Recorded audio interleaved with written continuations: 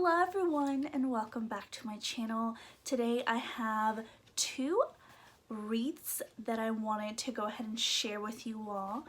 The first one is a farmhouse slash chic wreath that I kind of put together, and most of these supplies come from Walmart, but I know that you can actually do the same thing with supplies from the Dollar Tree. And the second one is a Easter inspired spin on the first one. I wanted to create something a little bit more simple, something that doesn't take away from maybe like your porch decorations, or if you're not really into all that frill and like hot glowing. So hopefully you'll enjoy this, and on to the video.